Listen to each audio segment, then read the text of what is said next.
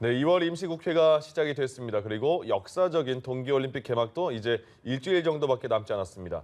자, 올림픽 이후 치러질 지방선거 그리고 국가의 미래가 걸린 개헌 문제 등 이 올 한 해도 정치 현안이 산적해 있습니다. 네, 연합뉴스TV가 정세균 국회의장과의 특별 대담을 통해 올해 대한민국 정치 지형을 살펴봤습니다.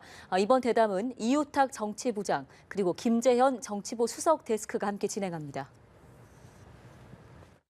자, 의장님 안녕하십니까? 예, 반갑습니다. 아니 뭐 세월을 뭐 거꾸로 드시나요? 이렇게 갈수록 젊어지시고. 그래요? 진심입니까? 예. 아무래도 그 첫 질문은 동계올림픽 관련이 되겠습니다. 예. 얼마 전에 임시국회 개회 즈음에서 의장님 말씀하셨는데 이 국가적 대사인데 올림픽 기간만이라도 우리 초당적 협력을 하자, 정쟁을 뭐 한번 자제하자 이런 말씀하셨는데 다시 한번 당부의 말씀 한번 해주시죠. 사실 이 올림픽은 우리 대한민국만의 축제가 아니고 세계 젊은이들의 제전 아닙니까? 그리고 원래 올림픽 때는 항상 국제적인 평화를 우리가 유지해온 것이 아주 좋은 전통입니다. 그렇기 때문에 우리가 매 4년마다 동계 혹은 하계 올림픽을 하는 것이죠. 자랑스럽게도 우리 대한민국에서 88년도에 하계 올림픽을 하고 이번에 동계 올림픽을 하게 되었는데 88년도에 하계 올림픽이 아주 성공적으로 잘 이루어졌거든요.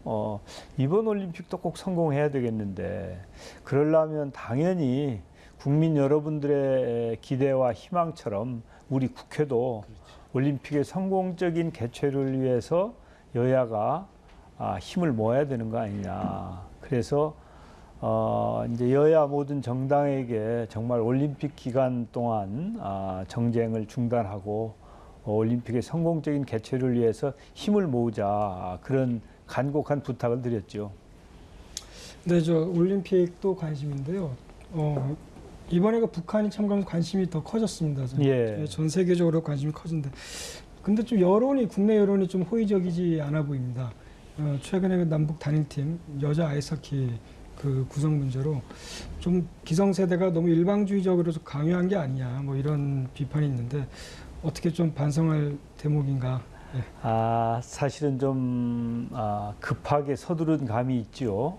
왜냐하면 진즉에 단일팀 문제가 타결이 되었으면 충분히 소통하고 필요한 절차를 거쳤을 텐데 뭐 올림픽 날짜는 정해진 날짜이고 아주 가까운 1월 초에 북한 측에서 단일팀 하자 이렇게 제안을 했단 말이죠. 사실은 이 동계올림픽은 이명박 대통령 시절에 유치를 한 거 아닙니까? 그리고 나서 그 당시에 여당, 이게 지금은 야당이죠. 그 정당에서도 단일팀 하자, 같이 참여하자 뭐 이런 주장을 정식으로 이렇게 했던 적이 있죠. 국회에서도 그런 결의안을 만들었고요. 예. 또 최근에 이제 작년에는 유엔에서 이 평화올림픽이 되도록 성공적으로 잘 하자라고 하는 결의를 했고 지난주에는 말이죠. 그 미국의 상하 양원에서 올림픽의 성공 개최를 바라는 그런 결의안을 채택했습니다. 그걸 보면 사실은 우리 국내에 국제사회에서도 모두가 그러고 미국도 그러는데 당연히 국내에서도 가능한 한 이견은 줄이고 공감대는 더 넓히는 노력을 통해서 올림픽이 성공적으로 개최되도록 힘을 모으는 게 저는 필요하다고 봅니다. 그래서 이제 갑작스럽고 급하게 이제 단일팀이나 북한의 참가를 추진하는 과정에서 혹시 부족함이 있었다면 좀 너그럽게 국민 여러분들께서 양해를 해주시고 또 올림픽 성공적으로 개최한 후에 따질 것은 좀 그때 따지셔도 좋지 않을까 그렇게 말씀드리고 싶네요. 예. 아무래도 이제 정치 이슈 여쭤보지 않을 수 없는데 잘 아시다시피 이제 20대 국회 최대 과제 개헌이라고 할 수 있는데 언젠가 의장님께서 이제 결판을 좀 내야 할 때가 되지 않았냐 이런 말씀한 게 기억이 남습니다. 물리적으로 볼 때도 시간이 이렇게 많지 않은데 예. 어떻게 의장님께서는 개헌안을 정치권에서 합의할 데드라인은 대략 언제쯤으로 이렇게 예상을 하시나요? 이제 사실 만약에 작년 대통령 선거 당시에 각 당의 후보들이 국민에게 약속한 대로 금년 6.13 지방선거와 함께 국민 투표를 하려면 그렇죠. 그래도 뭐 3월 초까지는 합의안이 나와야 됩니다. 그래서 가능하면 어떻게든지 원래 각 정당이 모두 국민들에게 약속을 했으니까 그렇죠. 그 약속을 지키는 게 좋지 않겠는가. 그리고 개헌을 논의하고 준비해온 게 벌써 10년이 됐거든요. 18대, 19대 각각 국회의장 직속 자문위원회를 만들어서 개헌에 대한 연구와 준비를 했고 20대 국회에 들어와서는 벌써 작년 1월 초부터 헌법 개정 특별위원회도 만들고 여러 가지 국민들과 소통하는 다양한 노력을 했단 말이죠. 그러니까 준비는 지금 충분히 되어 있는데 문제는 쟁점들에 대해서 각 정당들이 결단만 하면 되는 것이거든요. 그렇기 때문에 아직도 저는 원래 작년에 약속한 대로 6.13 지방선거와 함께 국민투표를 시행하는 것에 대한 희망을 버리지 않고 있습니다.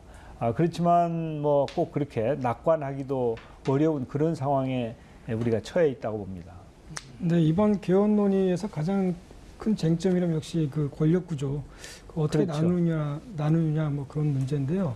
좀 문재인 대통령께서는 그동안 그 4년 중임제, 대통령 중임제를 좀 지지해 오셨고 그렇지만 그 여의도 보면 좀 대통령 권력 나누자, 분권형 대통령제 아니면은 뭐 내각제 그런 얘기도 있습니다.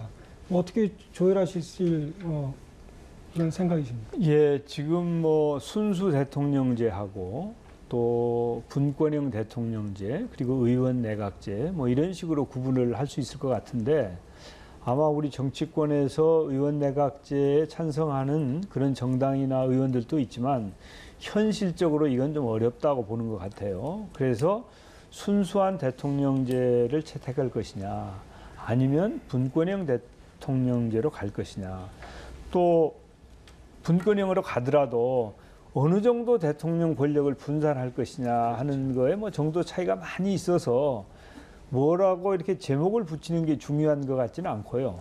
어떠한 경우든 현재 대통령이나 행정부에 집중되어 있는 권한을 좀 분산해야 되겠다고 하는 데는 저는 이론이 없을 거라고 봐요. 그렇죠. 그렇기 때문에 뭐 대통령은 단임이든 중임이든 별 관계가 없다. 대통령 권력이 분산이 되면 뭐 중임을 해도 괜찮거든요.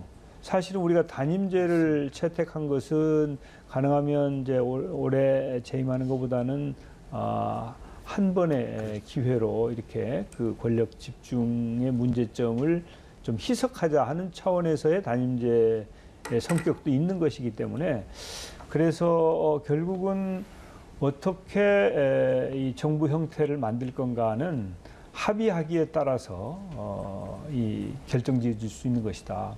사실 세계 여러 나라들이 내각제를 하는 나라들이 제일 많죠. 그리고 분권형제를 하는 나라 또 대통령제를 채택하는 나라들도 많이 있는데 각 나라마다 이제 그 정부 형태가 만들어지는 과정에 여러 역사적인 그런 게 축적이 되어서 만들어지기 때문에 같은 분권형 대통령제라 하더라도 천차만별입니다. 그래서 아마 우리의 경우에는 대통령의 권한을 좀 분산하는 차원에서 대통령은 직접 뽑고 또 정부 형태는 분권형으로 가는 그런 게 절충하면 그러면 길이 있다 저는 그렇게 생각합니다. 뭐 총리 같은 경우는 이제 국회에서 선출하고 뭐 이런 여러 가지 아이디어들은 그렇죠. 이제 총리를 지금은 이제 대통령이 지명을 하고 국회에서 인준을 하는 이제 그런 형태인데 만약에 대통령 권한을 좀 분산한다 하면 국회에서 총리를 뽑든지 아니면 국회에서 총리를 선발해서 대통령에게 추천하면 대통령이 임명을 하든지 말이죠.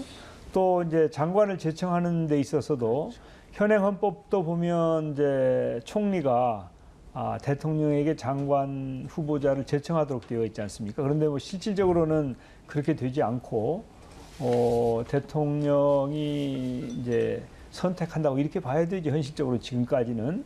그렇지만 그것도 예를 들어서 대통령과 총리가 어떻게 서로 협의를 한다든지 의논해서 내각을 구성할 것인가 아니면은 뭐 총리가 제청할 것인가 이런 부분을 적절하게 제 정파 간에 타협을 해서 단일안을 만드는 것이 중요하다고 봅니다. 예.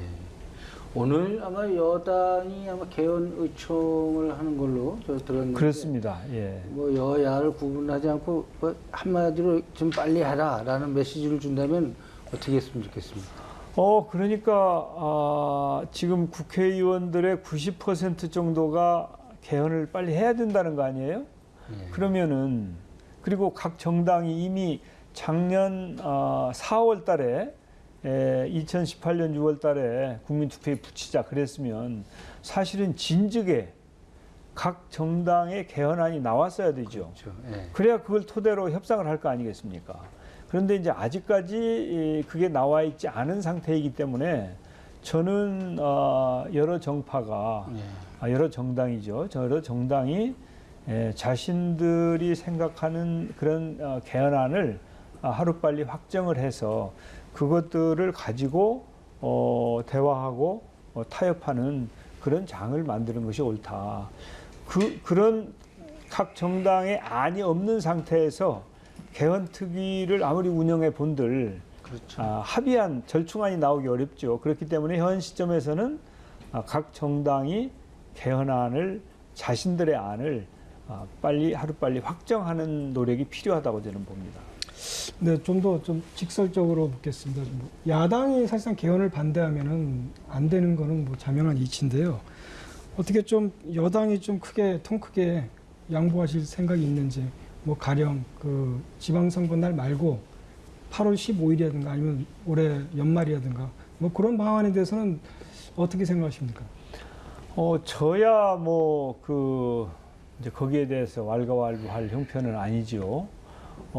그러나 현 시점에서도 저는 지방선거와 동시 국민투표에 희망을 버리지 않고 있지만 만약에 그게 안 되면 그러면 결과적으로 이제 늦어질 수밖에 없는 것이죠. 그렇죠. 예. 그러나 저는 지금도 가능하면 여러 가지 이미 약속한 내용이고 또 비용도 많이 절감이 되고 또 이렇게 그 국민적인 관심이 있는 사안은 이미 지난 10년 동안 논란을 벌여왔으면 그리고 특히 작년 1월 초부터는 개헌 특위를 만들어서 20대 국회가 가장 중점을 두는 그런 의제로 이 문제를 다뤄왔기 때문에 그렇다면 이제는 결판을 낼 때가 된 게 아니냐. 가능하면은 자꾸 늦추는 것보다는 빨리 결론을 내는 게 좋다. 그런 생각이죠.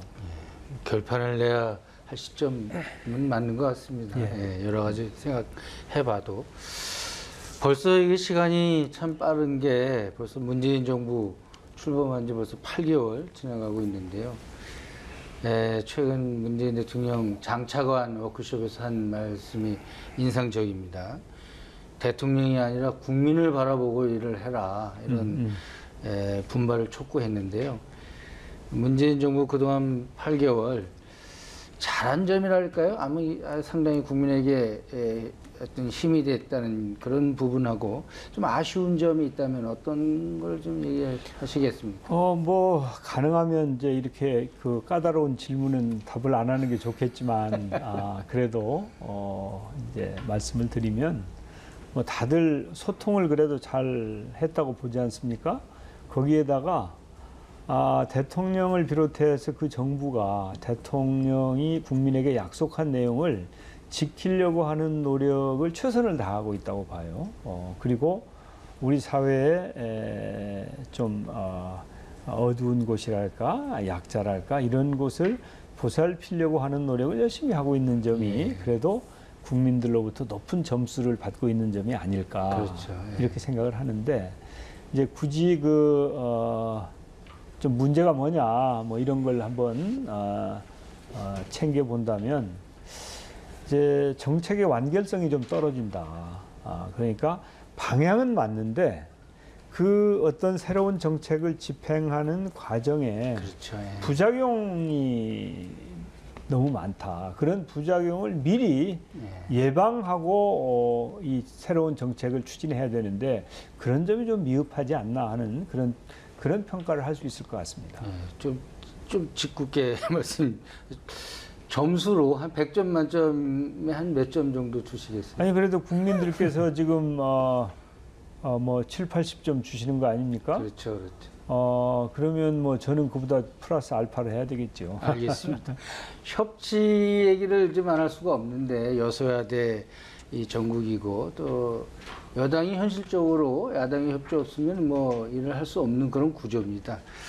또 대통령께서도 협치 많이 강조하고 그러는데 지금까지 좀 협치 측면에서 좀 예. 보완해야 될 점이랄까 뭐 어떤 좀 그런 어드바이스가 있다면은 좀 사실 그 협치라고 하는 것은 그냥 도와달라고만 해서 되는 건 아니거든요. 그래서 상대방을 존중하는 노력, 또 경우에 따라서는 상대방의 입장도 일부 반영하는 노력, 그런 노력이 필요하다고 봐요.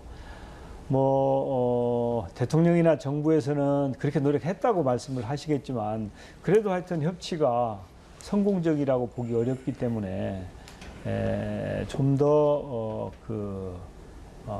야권과 다양한 접촉 또 야권이 무엇이 힘든지 이런 것도 좀 같이 나누어 가지는 그런 너그러움이라고 할까 이제 그런 게 있어야 그래 협치가 잘 되지 않을까 싶습니다. 근데 마지막으로 좀 껄끄러운 질문 하겠습니다. 예. 올해 그 국회 사무처 시무식에서 뭐 적폐청산을 그렇게 시끄럽게 하면서 해야 하는지 의문이다. 조용하게 좀 하자 뭐 이렇게 말씀하셨는데 예. 뭐 실제로 야당 보수층 그 사람들 만나보면 좀 이 정도에 좀 그만하자 뭐 그런 의견이 많더라고요.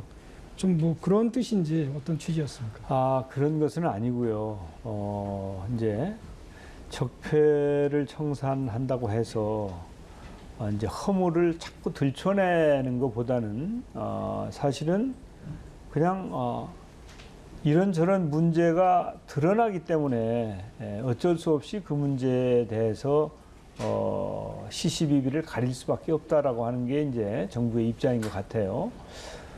사실 과거지사에 대해서 이런저런 경로를 통해서 문제점이 드러나면 그걸 그냥 덮을 수는 없는 것이거든요. 그렇죠. 지금 세상에 굉장히 투명한데 그걸 누가 덮을 수 있겠어요? 단 너무 이것이 드러나고 또 증폭되고 또 보도의 주류를 이루어서 진짜 정부가 추진하는 정책이 잘 알려지지 않는다든지 또 경우에 따라서는 여야 협치의 방해가 걸림돌이 된다든지 뭐 이런 것들은 지혜롭지 못한 것이죠. 그렇기 때문에 제가 보기에는 이제 과거에 문제가 되었던 부분이 드러나면 그것은 덮을 수 없는 것이다. 그래서 법대로 처리할 수밖에 없다. 그래서 법대로 처리하되 너무 이게 부각되어서 정상적인 국정 운영이 방해를 받기까지 해서는 지혜롭지 못한 것이다. 예를 들면 지금 우리가 국민적으로 동계올림픽이 가장 큰 과제 아닙니까? 그러면 동계올림픽이 계속 보도가 되고 국민들에게 이렇게 부합이 돼야 되는데 뭐 다른 것들이 다 중요한 언론의 지면이나 또 화면을 차지해버리면 그러면 이제 가장 중요한 게 밀리는 거 아니에요. 그런 차원에서 조금 법대로 하되 이것을 너무 좀 이렇게 국민적인 관심사로 떠올리게 하지 않는 게 지혜롭겠다. 이제 그런 취지죠.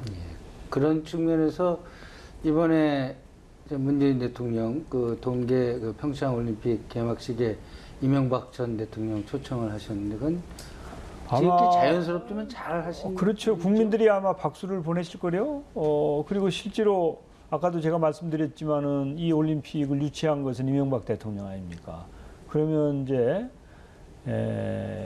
그 이명박 대통령이 참석해 주시는 것이 사실은 올림픽의 성공을 위해서도 바람직하고 또 올림픽과 관계 없더라도 우리 국민들에게도 저는 그 좀 더 마음을 편안하게 해주는 그런 잘된 결정이라고 생각합니다.